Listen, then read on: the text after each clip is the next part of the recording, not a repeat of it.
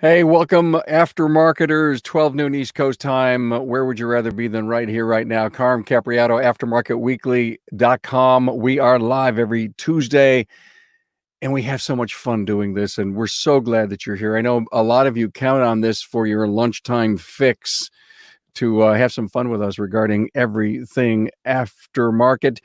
We've got some really cool stuff planned for you today. Let me show you what the agenda is going to be. Today, we're going to do a segment on trends. We've got this really cool survey data, how I see it, another segment from me on the 9 strategies from service professionals. We're going to do something on technician talk, a shop tour and trivia. I have 2 guests with me today. Not only do I have our shop tour owner, but I also have my friend Matt Fonslow, who's going to join us. Our shop tour today is at Vic's Service Center, Wainwright, Alberta, Canada. Doug Callahan is going to be with us. That is a 2-year-old business, and he's going to give us a tour of this absolutely gorgeous facility. So I can't wait for that. That'll be somewhere near maybe 17 minutes after the hour. Hey, we have a trivia question for you all for later. How about this? What year and what company invented the 3-point seatbelt? Of course, you could look it up on the internet if you want, but just bear with me. I will have the answer for you at the end of the show. And also, hey, I'd love to get some likes from you all. Check in with your city. We can see the Facebook comments. Hey, Malin is with us. Good morning. Hey, Kim. All right, Kim, she says, look at this. I love this fix. Thanks, Kim. And I was reading somewhere on algorithm for Facebook that if we don't get comments, we don't get likes, we don't get shares, some people don't get a chance to see this. Now, you see this and you're here with us, and thank you for hanging out, is because you know you've either added it to your calendar or you hang out with us so often that you know we do this. But in order to really grow what I believe is an incredible asset for the aftermarket as we take you through some really fascinating discussions, it would be so nice to get likes, comments, tell us where your city is, and share this up. Hey, I want to just give you a little discussion today on some of the stuff we've been doing on the podcast. And actually, tomorrow at noon, again, the same time tomorrow, a Carmcast on Brakes for Breasts. It's their 10th anniversary. We're going to have shop owners who have been participating. They're closing in on the $1 million mark. Meet with Leanne Best and Laura Frank tomorrow. And hey, if you've not seen the Mitch Snyder interview, his broken arm episode, please go check that out from Mitch. We also have recently had Chris Clodier, Craig O'Neill on about Toastmasters. What an incredible show that was. And then Customer Service Revolution with John DeJulius and Alan Beach was on. Hey, I want to tell you something that's going on regarding, oh, that's right. Tomorrow or on Thursday, look for the 1970s Talking Auto Repair. This was that show was live this past Friday, and it was a hoot. If you look at the team that was on there, they're all at that age group that they would have grown up repairing cars in the 70s, and what they talked about was really phenomenal. And this Friday, we're going to have a great show on apprentice programs, growing your own technicians. Pete McNeil, Jake Sorensen, they both created the Napa apprentice program, and they're going to tell us all about it. So that's coming up. Town Hall Academy, and Apex has extended their great honors, the Shop Owner of the Year, Technician of the Year, Service Advisor of the Year. They extended that out to August 15th. And as you know, Apex will be virtual this year, and I think that's going to be kind of a cool option to having canceled. Hey, look, we are ready for our first trend topic. I'm going to bring in my friend Matt Fonslow. Hello, Matthew. How's it going? How are you? Great, man. Thanks for taking time out of your busy day and meeting customers and probably hanging out with your Pico scope to spend some time here with us. I do spend a lot of quality time with that. Yeah, I bet you do. Hey, Matt wants to talk about the web training in spite of this COVID thing and where it may be coming from and going to. Matt, go ahead, man. Well, I guess I think we all know it's going to be around for a while, and to make use of it to get used to using it. And an issue I see, the reason we're talking about it really is initially as kind of COVID hit and things started shutting down, locking down, car counts for most shops dropped drastically, at least for a short time, right? And we didn't have instructor-led training anymore, or we certainly didn't have training events to go to anymore. So really our best case or best way of accessing our training was via web. And we had a bunch of vendors putting on low cost, free training, quality training. And initially attendance was through the roof, or at least very well attended, very respectable numbers. Yeah. And now as things have started to kind of pick up, and I think they have been being picked up for quite some time, really, a few months at least. The trend is attendance has plummeted, and now it's really sad, actually, because now this training is arguably more accessible than ever before. You don't have to leave work. You don't have to go at night, travel a certain distance, sit in a room with a bunch of other techs, which granted socially is great, but for the purposes of training and then just, endurance and being able to pay attention sometimes is an issue. You can go back to your house, sit in the AC, relax, eat, watch, take this all in, and yet our attendance is dropping. So I'm really urging technicians either to take the bull by the horns and start making yourself go, talking to management about getting time, extended lunches, whatever it takes, so you can attend the training depending on when it's being presented. And also management, you don't get off either. There's training available for you guys too. And just a quick note to kind of, I think, tie this up a little. One thing about a lot of the way we do training is we plan for one big event. We're going to go to one big event and we're going to really train hard for 3-4 days. And then we're going to go back to the shop. And the issue with that is I'm not going to see something potentially for months. It might be 8 months before I see a vehicle that reflects the class I took at this big training event. Web-based training, now the potential is it's much more applicable, that I'm going to have this class more often, and it will apply to the vehicle that's going to show up tomorrow, next week, next month, and I have a much better chance of remembering it. And I also have a link, most likely, to go back and rewatch that video. Yeah, think, Matt, about the opportunity for so many refresher courses that are going to be available online in the privacy of your own world. I mean, you might even ask a question online that you wouldn't ask in a seminar. Yeah, and depending on the entity, you're going to have probably a catalog of training to go to and available to you for all level of techs. And I also agree, the being on the internet, one side of things is you got the keyboard warriors. On the other side, there's a little bit of privacy, your name, maybe an initial. Yep. You'll ask a question, just like you said, exactly like you said, you will ask a question you might not have raised your hand in class to ask. And that's a good thing. Thank you for this, Matt. I know we have these tiny little 4-minute segments. I really appreciate it. We actually should do an entire episode on this discussion, because I think you bring up a great point. We had it was great. And now we need to figure out how it fits in the new normal. Yes. So thanks so much for that. You're coming back for another segment. I know you asked for more. What's wrong with you? You're coming back again. Hey, let's do a survey. The survey says, the segment on surveys. So here, the primary way you receive shop management training. By the way, this is from Tom Ham's Automotive Management Network. Let me just get my face in the proper form. Peer groups, 23% of the respondents to this survey said peer groups is where they get their major training. Management training companies, 19%. Podcasts and websites, 15%. I'm so happy to see that as number 3, because as you know, the Remarkable Results Radio podcast is like a 40-minute 20 group. And with over 800 episodes out there, we've probably covered almost every subject you may be interested in. But yes, great webinars, podcast, 15%, or I think number 3 on the list. Number 4 is books.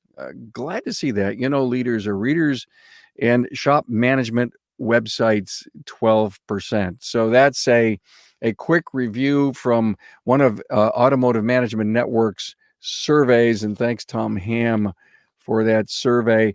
I think, oh my God, Matt, we're bringing you back again, and we're going to do a segment called Technician Talk. And we've never done a segment called Technician Talk. So let's bring Matthew back and let's go rock this world, Matt. That was quick. Matt's going to talk. Yeah, I know it was really quick. Matt's going to talk about VIN subscriptions. Well, the purpose of this was to bring up something that affects us in the bays. And very recently, a large manufacturer, Chrysler, switched to a format where they're going to charge us on a per VIN basis for the capability to program modules on the vehicle. This is going away from a more of a time type of a subscription. The issue is, and they're not alone. General Motors has done this before, and I think we're going to see a trend where this is going to happen more and more often, and it drives up the cost for us to provide that service. And I'm going to say something maybe a little controversial. I'm not sure. I'm wrestling with it, but I think we have to own up our part. We may have contributed to this, and I mean that as independent repair techs, repair entities.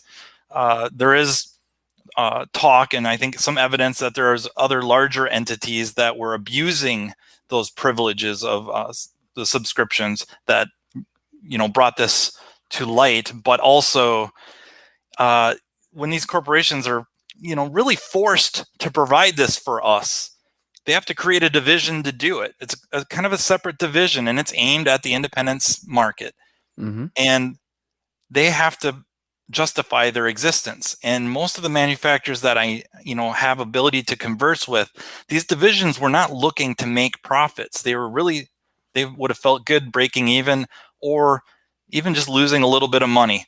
Not unlike some of our parts manufacturers and distributors that provide training at low to no cost.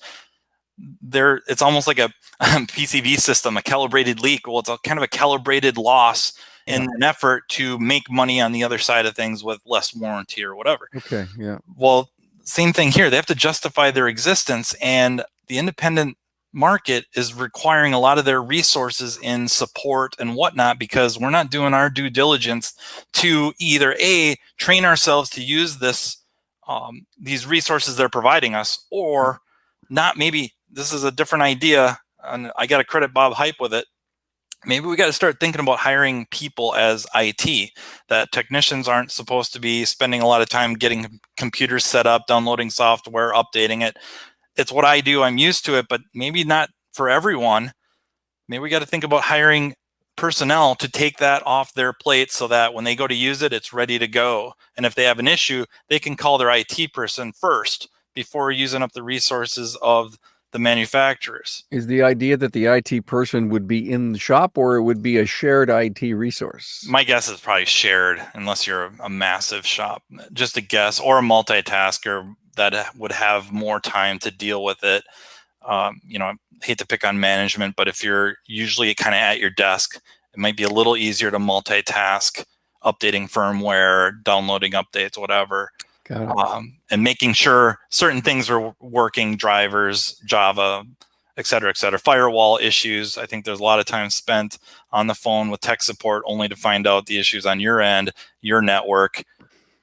And again, using up their resources, and now they have to raise their prices. It's just... Again, Matt, every single time we get together and chat, and we do often, I always can come up with an entire episode on our very own based on the topic that you bring up, and we can't do it justice in 4 minutes. Yet, you gave us some great stuff to think about in this rapid fire magazine style show. Thank you for bringing up VIN subscriptions, and thank you for spending a little bit of it's not lunchtime there in Minnesota, but I thank you so much for being here. I appreciate it. Thank you very much for having me. Thanks, man. Hey, I'm going to move over to the How I See It segment. How about this? I've done speeches on this, the 9 top strategies that I discovered after I've done all these podcast interviews.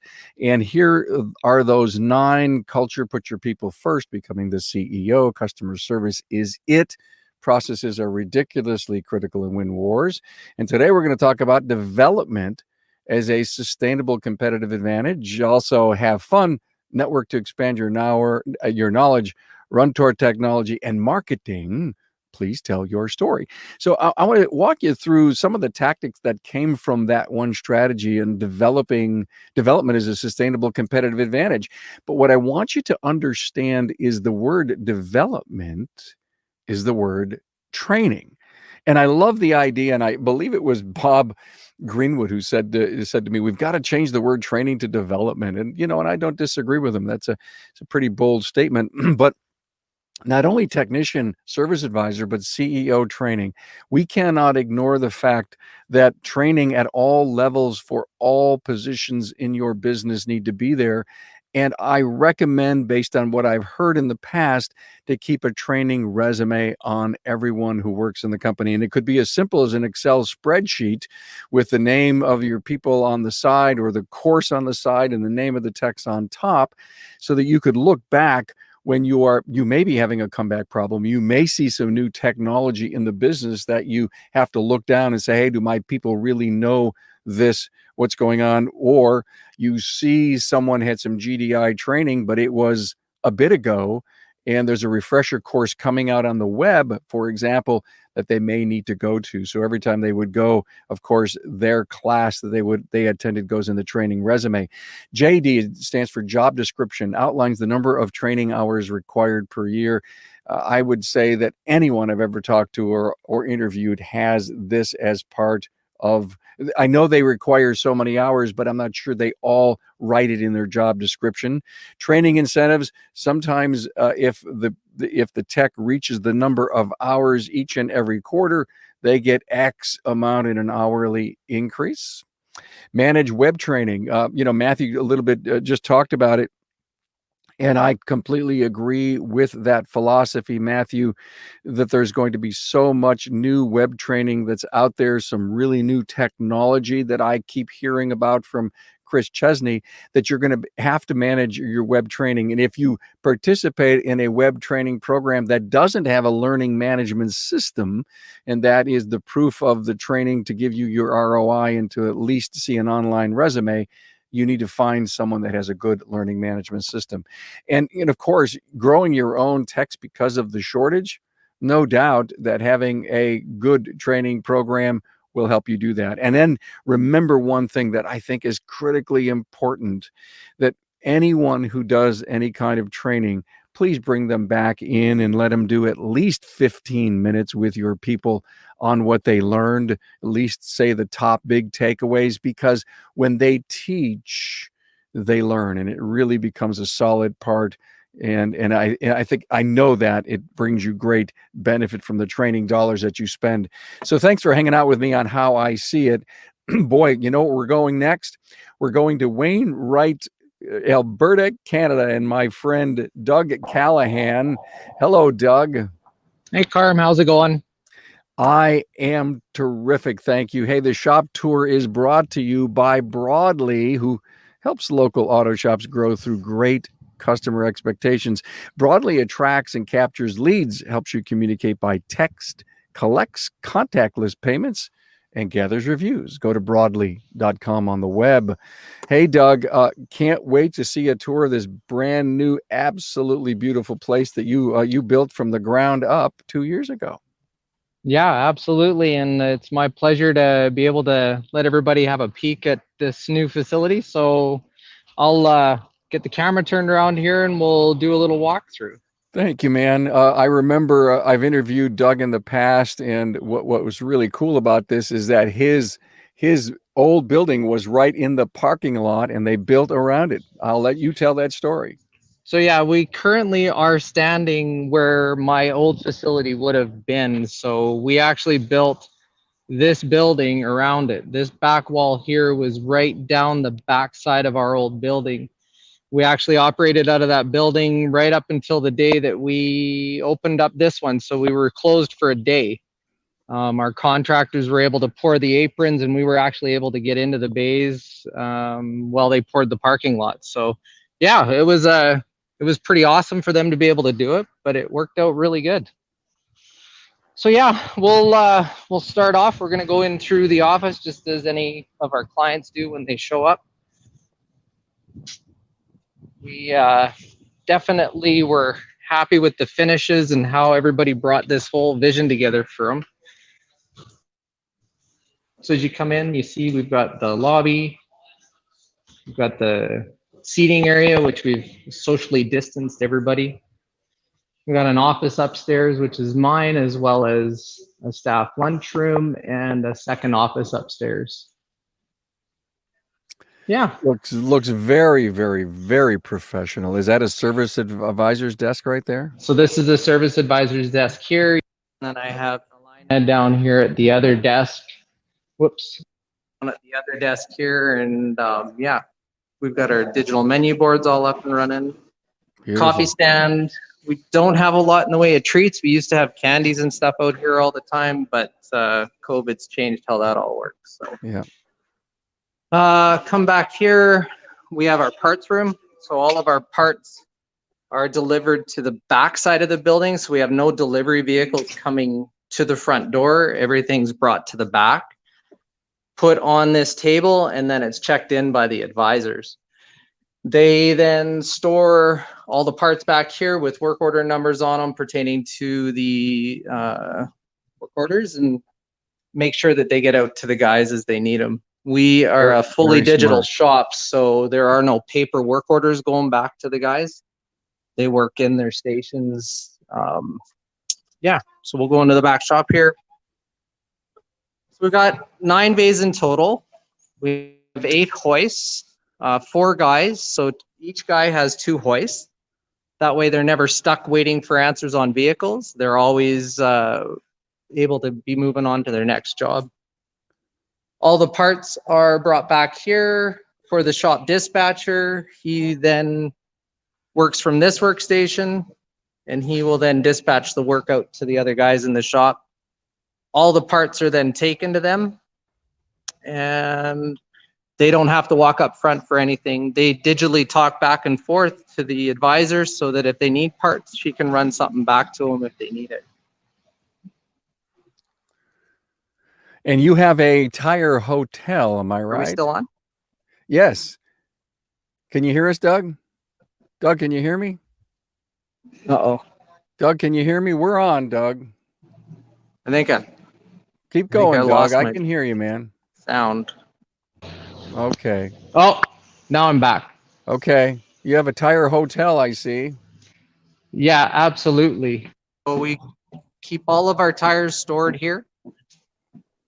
Everything with the orange sticker is a winter tire that's come up. Everything with a green sticker is a summer tire that may have to go on, or the clients have just abandoned them and we'll try and sell them for them. Got it.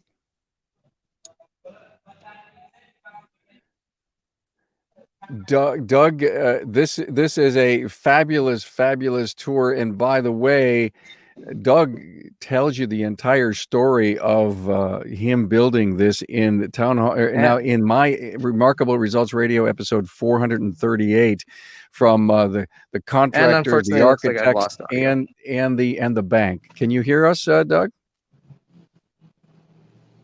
I think we're having a little bit of a sound problem.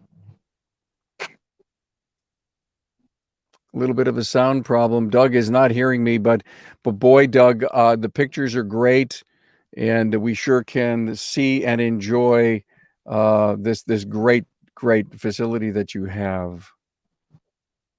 Can you hear us, man? Well, this is a first to have lost the sound. We've lost picture before, but you know how tech works, everybody. And frankly, these are just phenomenal pictures. Must have a really great high quality phone. It's a building that's built on an L, and it was a dream of Doug's to build something like this. And you can see how incredibly efficient his shop is and all the workflow. And but although he can't hear me, I guess we can. My producer, Rick, shake your head if you can hear me. I'm still okay. I'm still up, but we lost Doug. Well, thank you very much, Doug Callahan from Vic Service, Wainwright, Alberta, Canada, for a phenomenal shop tour. Now, if you'd love to have your shop do a shop tour, please get back to me, carm@aftermarketweekly.com. Let's see, Doug, Doug, are you still there, man? Can you hear me now? I can. Okay, I'm sorry, guys. We lost some mobile data or something with our cell network. Yeah, so I I had to jump understand, around. Doug. Sorry. Yeah, we've kind of run out of time, but No worries. The pictures that came up were phenomenal. So thank you so much, and so much luck and success to this phenomenal facility. Again, thanks for having us on, Carm. No problem, man. Appreciate it. Episode 438, you'll hear the entire story of shoveling ground up to grand opening with Doug. Thank you, Doug, for being here. Now, hey, look, and we're doing this each and every week. Love to have you on. I'd even love to have you come on and do a segment like Matt did today. That would be so cool to do if you ever want to come in and share and be part of aftermarketweekly.com. Let's pop that trivia question up and end the show. The modern three, Rick, bring up the final. There it is. The modern 3-pin seat belt was invented. There's a little argument between 58 or 59. Volvo's first safety engineers did it. They decided to give the patent so that other car makers would use it. December 84, New York State required front passenger seatbelts. And in 68, it was mandatory equipment on vehicles, but it took a whole lot of years to decide to actually enforce to wear it, as New York State led the way in 1984. Hey, thank you all so much for being here. So appreciate you being part of this really fast-paced, unbelievably great aftermarket show. And we'll do it again next week. You can go to aftermarketweekly.com and watch every archived episode. You can also see it on remarkableresultsradio.biz website. Thanks, everyone. Have a great week.